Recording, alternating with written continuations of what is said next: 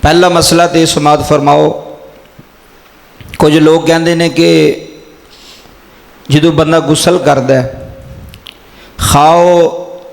ناپاکی دا غسل ہوئے یا ویسے بندہ غسل پہ کرتا ہے، ویسے ہی نہاتا ہے بندہ، یا بندہ جنبی سی انہیں غسل کیتا، ناپاکی دی وجہ تو کیتا، بڑی توجہ نال مسئلہ سماعت فرماؤ، یا ویسے ہی بندہ نہاتا ہے وہ نہایا ہے ناپاکی دی وجہ تو نہیں، تو کیا غسل کرنے تو بعد بندہ پھر وضو کرے گا؟ یہ مسئلہ ہے اور بڑا ضروری مسئلہ ہے، یہ جاننا بہت ضروری ہے ہر مسلمان واسطے۔ کیا غسل تو بعد جڑا بندہ غسل کرتا ہے، اگر بندے جنبی ہو جائے ناپاک ہو جائے تو بندہ غسل کرتا ہے، کیا وہ جڑا غسل کرتا پیا غسل کرنے تو بعد اگر اس بندے نماز پڑھنی ہے یا قرآن پڑھنا ہے یا کوئی عبادت کرنی ہے،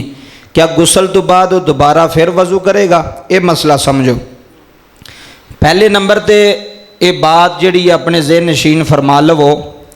کہ غسل دا جڑا سنت طریقہ ہے نا، وہ اس طرح غسل کرنا چاہیے جڑا نبی پاک دا سنت طریقہ ہے،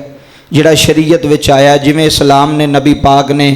ارشاد فرمایا غسل اس طریقے نہ کرنا چاہیے۔ وہ غسل دا طریقہ میں تمہیں دس چھڑیا، صرف میں ایک نقطہ بیان کرنا ہے کہ بندہ غسل کرنے تو پہلے پاک ہون لگا، بندہ غسل کرنا ہے نا، غسل کرنے تو پہلے بندے نو سارا وضو کر لینا چاہیے۔ سمجھ آ رہی گل دی؟ غسل کرن تو پہلے یہ سنت طریقہ ہے کہ غسل بعد وچ کرے، پہلا سارا وضو کرے، جس طرح عام دنہ دے اندر بندہ عام نمازاں دے اندر وضو کردا ہے اونجی وہ سارا وضو کرے گا، وضو کرن تو بعد پھر وہ غسل کرے گا۔ اگر او دا وضو بھی ہو جائے گا، او دا غسل بھی ہو جائے گا، دو بھی کام ہو جان گے، کیونکہ پہلے انہیں وضو کر لیا بعد وچ انہیں غسل کر لیا۔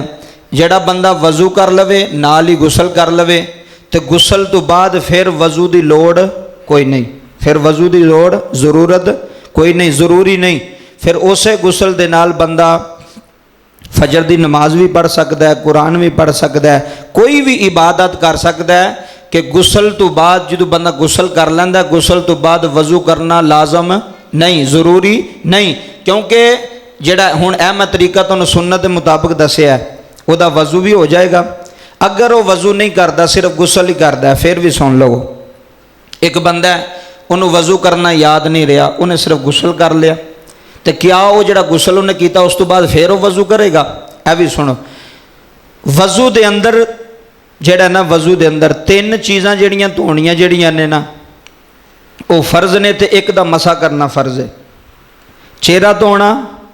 بازو دھونا، پیر دھونے، اے تین چیزاں دھونیاں نے تے سر دا مسا کرنا ہے۔ یہ چار چیزاں ایسیاں نے جڑیاں وضو دے اندر فرض نے، فرائض وچ نے، جدو بندہ غسل کرتا ہے نا یہ چارے چیزاں دھوچ جاندیاں نے آٹومیٹک۔ بندہ جدو غسل کرے گا بازوان تے پانی نہیں آئے گا، آئے گا، پیراں چ پانی نہیں جائے گا، جائے گا، سر تے پانی نہیں آئے گا، آ جائے گا، منہ بھی دھوچ جائے گا، کونیاں بھی دھوچ جان گیاں، پیر بھی دھوچ جائے گا، سر دا مسا بھی ہو جائے گا۔ اگر وہ غسل کردا پیا، اگر اے جڑیاں چار چیزاں نے نال صحیح طریقے دے نال اے بھی دھو لوے اور آٹومیٹک ہی دھوچ جاندیاں نے کہ خشک نہ کوئی جگہ رہ جائے غسل دے دوران، بڑی توجہ نہ سنو، غسل دے دوران کوئی جگہ خشک نہ رہ جائے تو انہوں دوبارہ وضو کرن دی لوڑ کوئی نہیں، لوڑ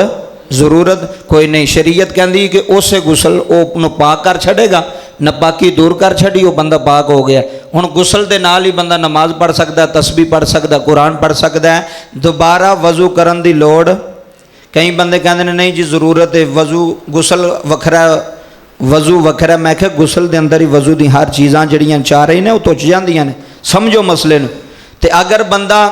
سنت دے مطابق غسل کرے تو پھر تو جی گل ہے، پھر تو پہلا بھی وضو نے کر لیا، پھر بعد وچ غسل کر لیا۔ سنت طریقہ بھی ہے جدو تسی غسل کرن لگو پہلا کی کرنا ہے؟ بولو کی کرنا ہے؟ وضو کر کے صحیح طریقے نال پھر اس تو بعد غسل کرو، غسل تو بعد پھر تانوں وضو دی لوڑ نہیں پوے گی، اسے غسل دے نال تسی نماز ادا کر سکتے ہو۔ اس پیغام نو جڑا یہ لازمی تساں سننا ہے اور یہ عمل اللہ کرن دی توفیق عطا فرمائے۔